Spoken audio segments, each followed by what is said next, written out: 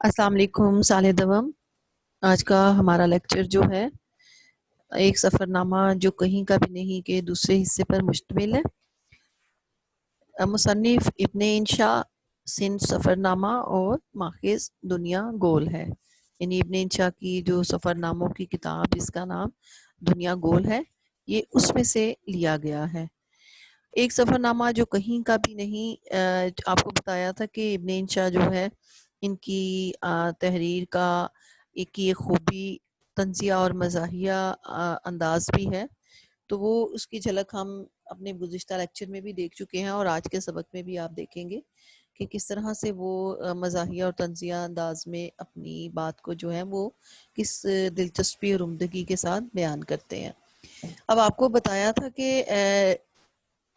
اقوام متحدہ کا جو ادارہ ہے یونیسکو، یہ وہاں پہ جو ہے اس میں بڑے آفیسر تھے،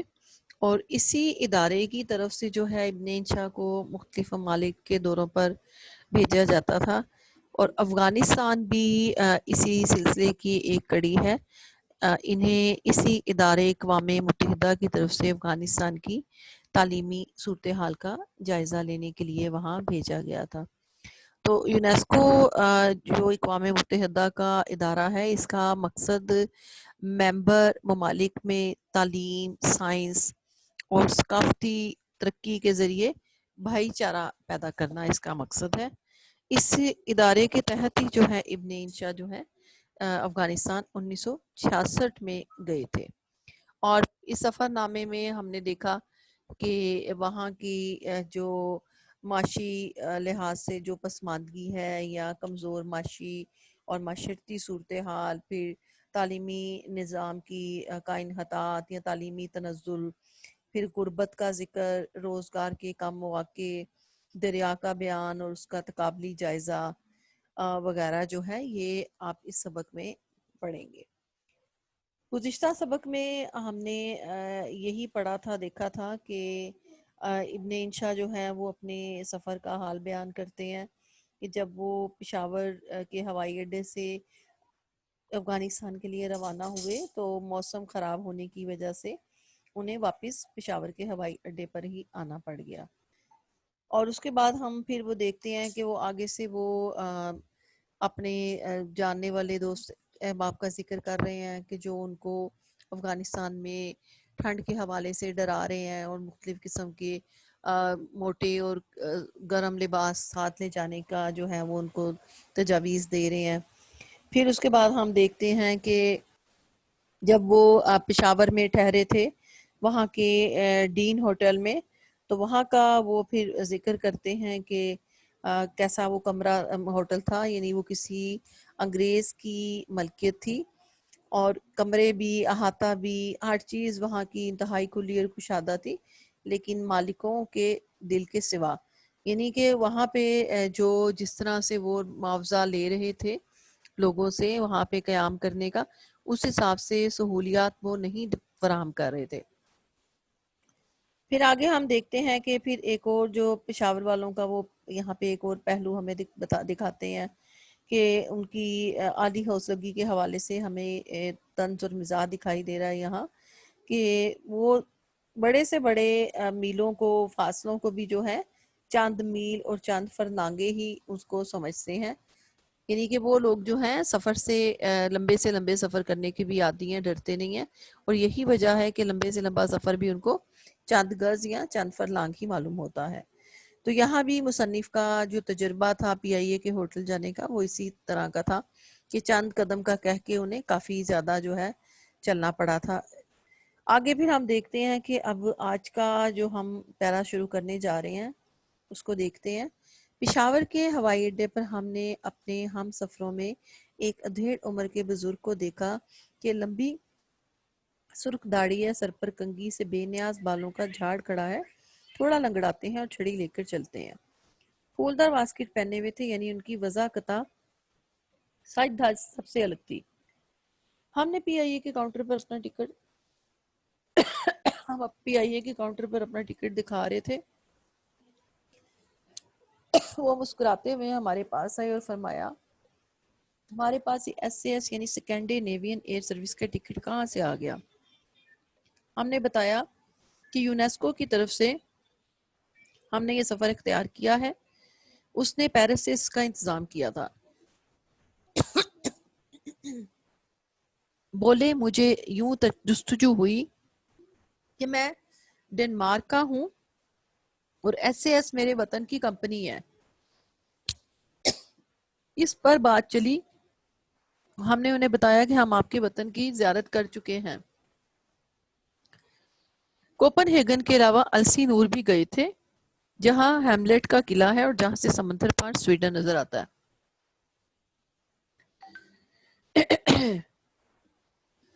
بولے مجھے افسوس ہے کہ میں نے ساری عمر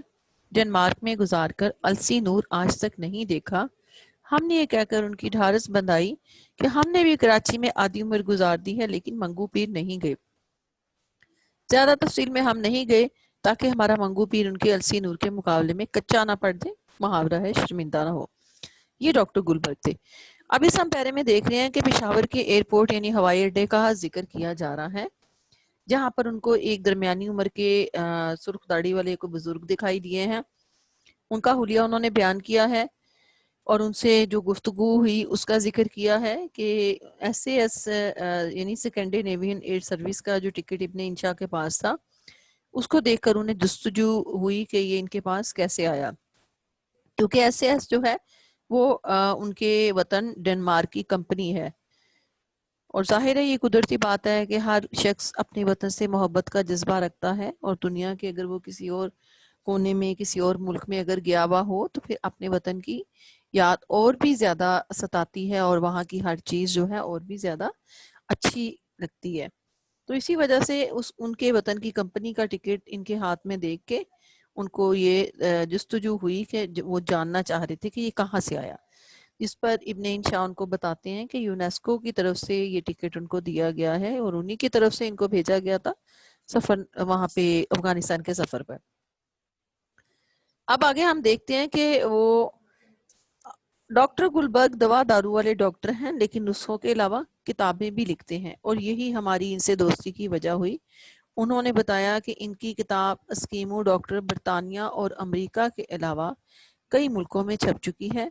ہم نے ریڈر ڈائجسٹ میں اس کا ذکر یا خلاصہ پڑھا تھا اور کچھ یاد تھا۔ یہ سن کر وہ اور خوش ہوا اور اپنی بیوی سے کہا، دیکھو یہ شخص کتنا پڑھا لکھا ہے کہ اس نے ریڈر ڈائجسٹ میں میری کتاب کا ذکر پڑھا ہے۔ فرانسیسیوں کی طرح رے کا تلفظ وہ ہمیشہ غین کیا کرتے تھے۔ اب یہ ان بڑے میاں کا ذکر بتا رہے ہیں کہ جو ایک ڈاکٹر ہیں، علاج کرنے والے ڈاکٹر ہیں، اور اس کے علاوہ جو ہے ان کو یہ تحقیق کر رہے ہیں اسکیمو ڈاکٹر، ان کی ایک کتاب ہے، اس کے سلسلے میں یہ جو ہے یہ مختلف ممالک کے سفر پر نکلے ہیں اپنی اس کتاب کی تکمیل کے لیے۔ اور آگے بتایا جا رہا ہے کہ ان کا جو رے کو جو ہے یہ لوگ غین جو ہیں وہ بولتے ہیں، اس کا تلفظ غین ہی کرتے ہیں۔ ڈاکٹر گلبرگ مہم جو آدمی ہیں، برسوں وہ گرین لینڈ جا کر اسکیموؤں کے ساتھ رہے، ان کی زبان اور معاشرت اختیار کی، انہی کا سا بے نمک کھانا کھاتے رہے، یہی مچھلی ریچھ کا گوشت وغیرہ برف کے جھونکڑوں میں تیار کیا اور پھر یہ کتاب لکھی۔ اب میاں بی بی ایشیا اور مشرق بیت کے دورے پر نکلے تھے۔ اب یہاں پہ ہم دیکھ رہے ہیں کہ ذکر کیا جا رہا ہے گرین لینڈ اسکیمو جو ہے نا، یہ منگول نسل کے سمجھ لیجئے کہ لوگ ہیں جو کینیڈا سے پرے برفانی علاقوں میں جو ہے گرین لینڈ اور کینیڈا سے آگے جو برفانی سرد علاقے پائے جاتے ہیں، یہ لوگ وہاں رہتے ہیں، ان کو اسکیمو کہا جاتا ہے، اور یہ برف کے ہی بنے ہوئے گھر، وہ جو ایگلوز ہوتے ہیں، یہ اس کے اندر رہائش اختیار کرتے ہیں۔ اور اسی وجہ سے یہ جا کے بتاتے ہیں کہ گرین لینڈ میں جب وہ ان لوگوں کے ساتھ رہے تو پھر ان کی زبان بھی سیکھی، ان کے جیسا انہوں نے رہن سہن بھی اختیار کیا، انہی کے طرح کے جو وہ کھانے کھاتے تھے، مچھلی ریچھ کا گوشت وغیرہ وہ بھی انہوں نے کھایا۔ اور اب یہ وہاں سے فارغ ہونے کے بعد یہ مشرق بیت کے دورے پر نکلے ہیں، جہاں انہوں نے کینیا، ہندوستان، تھائی لینڈ اور نیپال ہوتے ہوئے یہ لوگ پاکستان آئے تھے۔ اب کابل اور تہران ہو کر واپسی پر کا پروگرام تھا۔ ہندوستان سے یہ لوگ ایک شب ٹھہر کر بھاگے، کیونکہ یہ پارلیمنٹ اسٹریٹ پر جن پتھ ہوٹل میں ٹھہرے تھے، ہوٹل کا نام ہے جہاں یہ ٹھہرے تھے، اس روز سادھوؤں اور غیر سادھوؤں کی طرف سے گیو کشی کے معاملے پر خوفناک مظاہرہ ہوا تھا، جس میں جان و مال کا بے حد نقصان ہوا تھا۔ مظاہرین نے مغربی ٹورسٹوں کو بھی جہاں وہ نظر آئے گھیر دیا اور کہا یہ لوگ بھی مسلمانوں سے کم نہیں ہیں، یہ بھی گائے کا گوشت کھاتے ہیں۔ بڑی مشکل سے ناراض یہ خوشمگی کہتے ہیں ناراض کو، کہ نرگے سے یعنی چنگل سے نکل کر واپس ہوٹل پہنچے اور اسی دن نیپال روانہ ہو گئے۔ اب یہ وہاں کا انڈیا کا ذکر کیا جا رہا ہے کہ وہاں پہ یہ ایک ہوٹل میں ٹھہرے ہیں، جدھر جو ہے وہاں کے جو سادھو ہوتے ہیں، جن کے مذہبی رہنما ہوتے ہیں، ان کو کہا جاتا ہے، ان کی طرف سے گائے کو ذبح کرنے کے اوپر وہ جو ایک احتجاجی جلسہ نکال رہے تھے، اور بہت ناراض تھے وہ جلسے والے لوگ، کیونکہ وہ انہیں اس بات پہ وہ مسلمانوں کو اور غیر ملکیوں کو قتل کر رہے تھے، اس وجہ سے کہ یہ گائے کو کے گوشت کو کھاتے ہیں، اور گائے کو تو وہ پوجتے ہیں، اپنی گاؤ ماتا، یعنی اس کو اپنا بھگوان سمجھتے ہیں۔ تو اس وجہ سے ابھی بھی ہندوستان میں جو ہے مسلمانوں کے لیے بہت مشکلات پیش آتی ہیں گائے کو ذبح کرنے میں یا اس کا گوشت کھانے میں، کیونکہ یہ جو ہے اشتعال میں آ کے یہ ان کو پھر قتل کر دیتے ہیں۔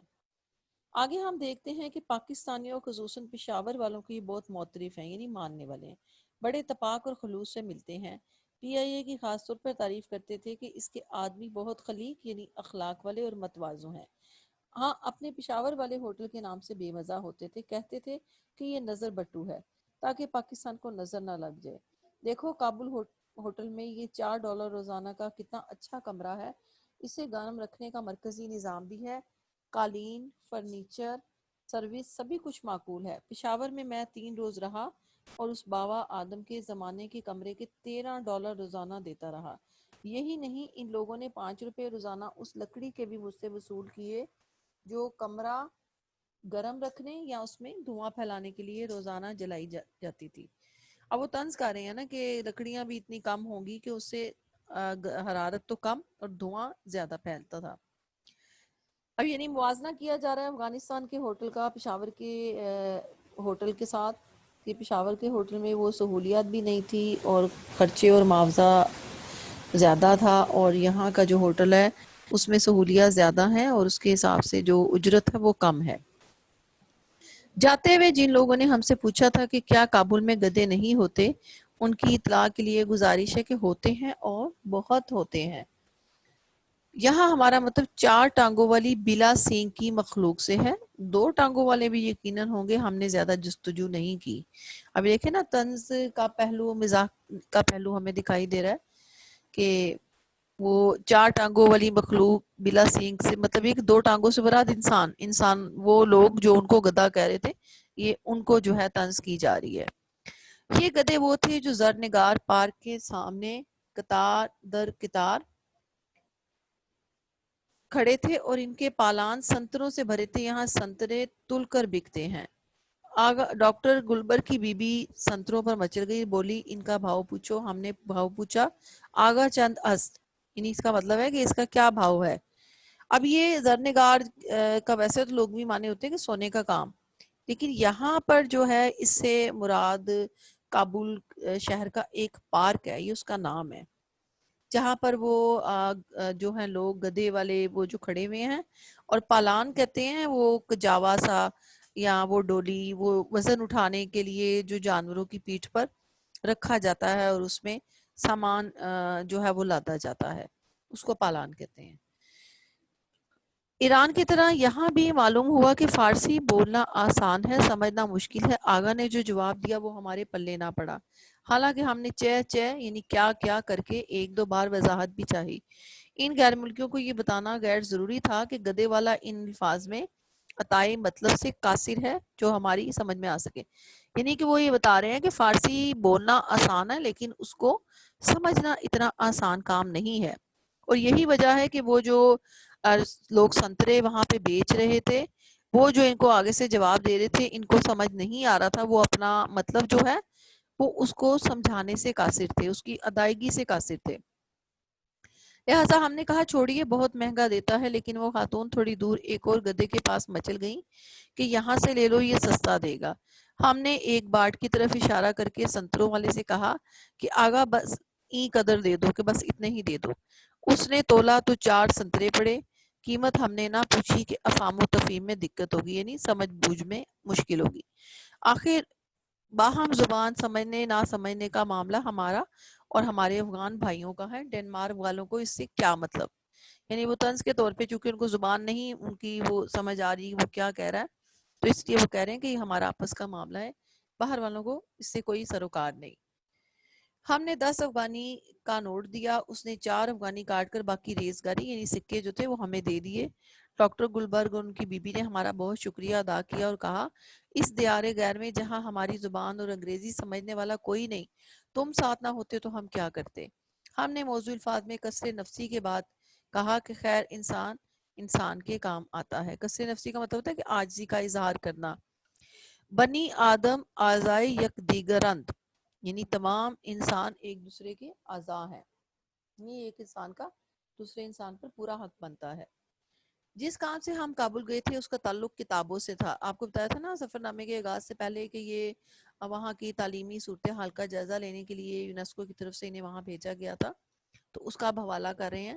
کہ جس کام کے لیے وہ گئے تھے اس کا تعلق کتابوں یعنی پڑھنے لکھنے سے تھا۔ ہم نے اپنے ایک افغانی دوست سے کہا کہ ہمیں کسی پبلشر سے ملوائیے۔ پبلشر کہتے ہیں جو کتابیں وغیرہ چھاپتے ہیں،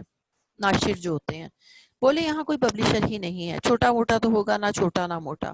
پھر کتب فروش کتابیں کہاں سے لیتے ہیں؟ کتب فروش کون سے کتب فروش؟ ہم نے کہا بازار میں کتابیں بیچنے والوں سے مطلب ہے، اس کے علاوہ ریلوے اسٹیشنوں پر بھی بک سٹال ہوتے ہیں، کابل کندھار وغیرہ میں بھی ہوں گے ہی، جہاں سے مسافر سفر میں دل بہلانے کے لیے ناول رسالے جنتریاں وغیرہ خریدتے ہیں۔ ہمارے دوست نے کسی قدر جھلاہٹ سے کہا، جھلاہٹ یعنی تنگ آ کر، میاں ہوش کی دوا کرو، کون سے ریلوے اسٹیشن، کون سی ریل؟ تمہیں معلوم ہے کہ افغانستان میں ریلوے نام کی کوئی چیز نہیں ہے، یہ شیطانی چرخہ تمہیں کو مبارک ہو۔ تب ہمیں افغانستان کے متعلق وہ مضمون یاد آیا جو ہم نے کابل جانے سے پہلے پڑھا تھا۔ لکھا تھا کہ ادھر آپ نے درہ خیبر کے پار افغانستان کی نئی سرزمین میں قدم رکھا، ادھر 1 صدی پیچھے پہنچ گئے، یعنی 100 سال پیچھے ہیں وہ، ترقی کے لحاظ سے اتنے پسماندہ ہیں کہ نہ وہاں کوئی ریل ہے، نہ وہاں کوئی ریلوے اسٹیشن ہے، نہ وہاں کوئی پبلشر ہے، نہ اس طرح کتابوں کی دکانیں ہیں جس طرح ہمارے پاکستان میں جگہ جگہ آپ دیکھتے ہیں، بک شاپس بھی ہیں، بک سٹال بھی مل جاتے ہیں، ہوائی اڈوں پہ، اسٹیشنوں پہ، ہر جگہ آپ کو کتابیں رسالے وغیرہ آسانی سے مل جاتی ہیں، لیکن وہاں ایسا کچھ بھی نہیں ہے۔ پبلشروں کی حد تک تو ٹھیک ہے، افغانستان میں اس نام کی کوئی مخلوق نہیں کہ پبلشر ہی جو کتابیں چھاپتے ہیں۔ حکومت کے محکمے اور ادارے سرکاری مطبعوں میں کتابیں چھاپتے ہیں، یہ سرکاری مطبع یعنی چھاپا خانہ، ان کی بھی مکمل تعداد پورے ملک میں 5 ہے۔ اب دیکھیں کہ وہ جو سرکاری وہ جو پریس ہیں، چھاپا خانے ہیں، ان کی پورے ملک میں کتنی تعداد ہے؟ کل 5۔ پرائیویٹ پریس کوئی نہیں ہے۔ اول تو ان حالات میں کوئی شخص لکھنے کا حوصلہ ہی نہیں کرتا۔ اگر کوئی مرزا غالب یا فیض احمد فیض پیدا ہو بھی جائے تو ازراہ قانون اسے حکومت کو عرضی دینی چاہیے کہ بندے کی یہ تالیف لطیف زیور طبع سے آراستہ کی جائے، کہ یعنی اس کی یہ تحریر جو ہے اس کو چھاپنے کی اجازت دی جائے۔ وہ ٹھوک بجا کر کسی کام میں جلدی نہیں کی جاتی، دیکھیں گے ٹھوک بجا کر اچھی طرح سے اس کی جانچ پڑتال کریں گے، چیک کریں گے کہ ہاں کوئی مذائقہ تو نہیں، یعنی کوئی حرج تو نہیں اس کے چھپنے میں، تو حکم ملے گا کہ اچھا چھاپے دیتے ہیں، کاغذ کتابت طباعت کے پیسے لاؤ اور جب چھپ جائے تو جہاں جی چاہے جیسے جی چاہے بیچو۔ مانگ کا حال یہ ہے کہ کچھ کتابیں شائقین خرید لے جاتے ہیں، کچھ بنیا لے جاتا ہے اور اس میں کشمش چلگوزے وغیرہ ڈال کر بیچتا ہے۔ ہمارے انہی دوست نے فرمایا کہ تم جو کچھ بھی کہو، اس نظام میں مصلحت یہ ہے کہ لوگ بےہودہ شاعری اور رنگیلے ناولوں سے محفوظ رہتے ہیں۔ یعنی ان کا کیا وجہ ہے کہ وہ کتابیں کیوں نہیں چھاپتے ہیں یا ان کے یہاں بک شاپ وغیرہ نام کی چیز کیوں نہیں ہے؟ کیونکہ ان کا خیال یہ ہے کہ لوگ بےہودہ شاعری اور رنگیلے ناولوں سے ان کا اخلاق جو ہے وہ خراب ہوگا، یعنی ان کا یہ نظریہ ہے اس حوالے سے۔ ریلوے کی کہانی یہ معلوم ہوئی کہ شاہ امان اللہ خان نے اپنے زمانے میں دارالامان نام کی تازہ بستی بسائی تھی، وہاں تک ریلوے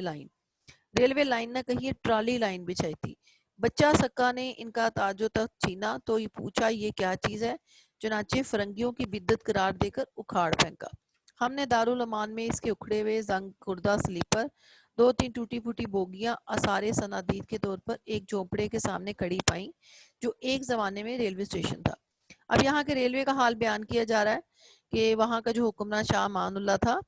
اس نے دارالامان کے نام سے جو وہاں پہ شہر بسا رکھا تھا، وہاں پر ایک چھوٹی سی ریلوے لائن تھی، وہ بھی انگریزوں کے زمانے کی،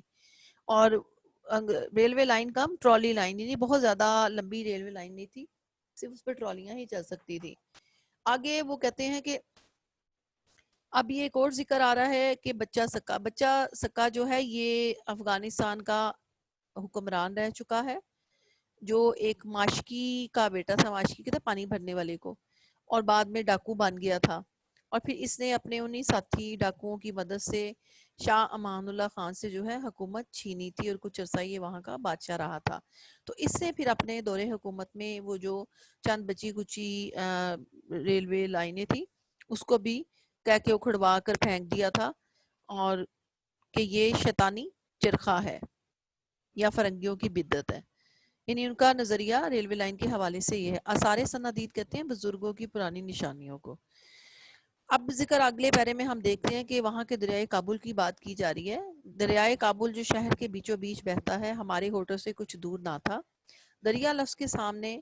کے استعمال کے لیے ہم دریائے ستلج، سندھ، دریائے گنگا، جمنا، دریائے ہوانگ اور ینگسی وغیرہ سے تہہ دل سے معذرت کا، جیسا میں نے آپ کو شروع میں بتایا تھا نا کہ وہاں کا دریا کا انہوں نے باقی انڈیا، پاکستان اور چائنا کے دریاؤں سے اس کا تقابل کیا تھا، تو یہ انہی دریاؤں کے نام ہے جو جس میں سے ستلج سندھ جو ہے یہ تو پاکستان میں ہے، گنگا جمنا جو ہے یہ ہندوستان میں ہے، اور ہوانگہو اور ینگسی جو ہیں یہ چائنا میں ہے۔ اب وہ معذرت کیوں تہہ دل سے کر رہے ہیں کہ کراچی والے دریائے کابل کی وسعت کا اندازہ کرنا چاہیں تو اس گندے نالے کو دیکھ لیں جو نہ جانے کہاں سے آتا ہے اور کہاں جاتا ہے، لیکن ویمن کالج کے پاس سے گزرتا ہے۔ فرق اس نالے اور دریائے کابل میں یہ ہے کہ اس نالے کا پانی نسبتاً صاف ہے اور اس میں اتنی زیادہ بو نہیں آتی، پانی کی مقدار بھی آج کل تو اسی نالے میں زیادہ ہے۔ ہاں گرمیوں میں سنا ہے برف پگھلتی ہے تو دریائے کابل کی ناطاقتی یعنی کمزوری کچھ کم ہو جاتی ہے۔ دیوار پر سے نیچے جھانکے تو دریا کی غریب نوازی کا نقشہ یہ نظر آتا ہے کہ یہاں ایک بڑھیا کپڑے دھو رہی ہے، تھوڑا آگے بچے اس میں نہا رہے ہیں، اور آس پاس کے گھر والوں کو کوڑا پھینکنے کا بڑا آرام ہے، ٹوکری اٹھائی اور دریا میں جھاڑ دی۔ یہی دریا پیاسوں کی تشنگی بھی رفع کرتا ہے، یعنی پیاس بھی بجھاتا ہے۔ کئی نئے حصہ کیونکہ نئے حصہ شہر کو چھوڑ کر پرانے شہر میں گھروں تک پانی کے پائپ لے جانے کا سلسلہ نہیں ہے، یعنی وہاں پہ پائپ لائنز بھی نہیں ہیں، تو دریائے کابل جو انتہائی چھوٹا سا ایک دریا ہے جس میں پانی کی مقدار بھی بہت کم ہے، وہاں پر لوگ کپڑے بھی دھوتے ہیں، بچے بھی نہاتے ہیں، اور گھر والے کوڑا بھی یہیں پر پھینکتے ہیں، اور اسی پانی کو وہ لوگ اپنی پیاس بجھانے کے لیے بھی استعمال کرتے ہیں۔ ہتھی والے کہیں کہیں دوسرے نلکے البتہ ہیں، یعنی جو ہینڈ پمپ ہوتے ہیں، ہاتھ سے جو چلانے والے نلکے ہوتے ہیں، جن سے محلے والے اپنے باری سے مٹی کے مٹکے اور جھجنے بھر لے جاتے ہیں۔ ان مٹکوں کی وضاحت کے ظرف ہم نے یا تو عجائب گھروں میں دیکھے ہیں یا پھر رباعیات عمر خیام میں، یعنی عمر خیام کی جو کتاب ہے رباعیات کی، اس کے ذکر کیا جا رہا ہے۔ عمر خیام جو ہے وہ ایران کا مشہور فلسفی تھا، ریاضی دان اور منجم تھا، جس کی رباعیاں بڑی مشہور تھی۔ رباعی جو ہے یہ نظم کی ایک قسم ہے